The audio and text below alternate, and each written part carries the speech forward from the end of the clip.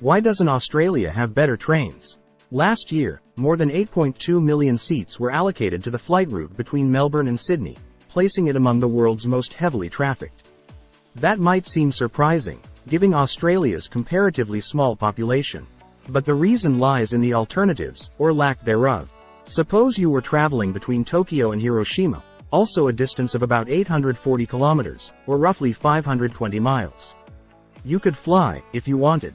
But you'd probably choose to take the high-speed train, which takes less than 4 hours and avoids the fuss of checking in, elbowing your way through airport security and traveling to and from the airport. Going between Melbourne and Sydney, or even Melbourne and Canberra, you simply don't have that option. And while you could take a painfully slow overnight train or tackle a drive of a similar length, it's understandable that most people simply book a seat on a 90-minute flight. For almost 40 years, politicians have been talking about a rail alternative. Yet despite decades of proposals, working groups and budgets drawn and redrawn, the main way to get around Australia's eastern seaboard is still on a plane.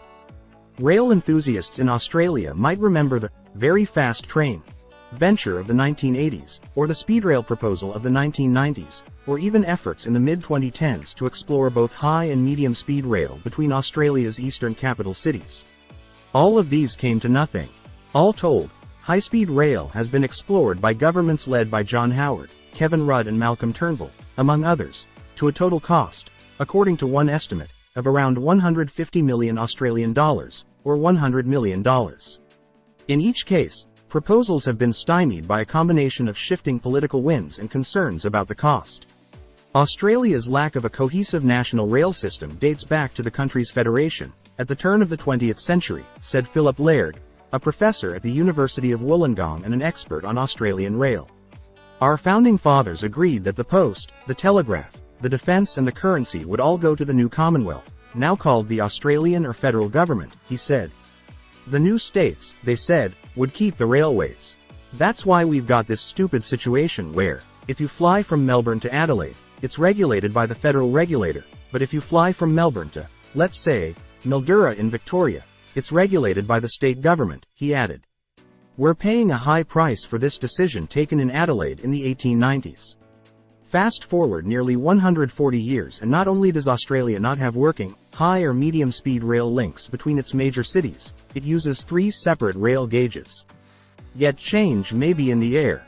In June, the Australian government announced the establishment of a high-speed rail authority to oversee the development of a rail network along Australia's east coast, starting with a proposed link between Sydney and Newcastle. For the first time, an Australian government has put $500 million Australian dollars on the table toward high-speed rail, a substantial sum, even if it is only the smallest fraction of the total potential costs. It comes as Australia hopes to reach net zero on its carbon emissions by 2050, a goal that it will struggle to meet if domestic flight and freight by road continue to be the most important ways of ferrying people and goods between Melbourne, Sydney and Adelaide. A functional rail corridor could be one critical step toward meeting it. Legislation has been passed to establish this authority, and there's a very clear mandate to do something, said Dr. Laird. So this time around, it is different.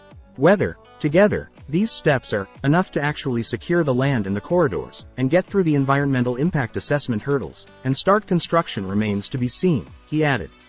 I'd love to see it.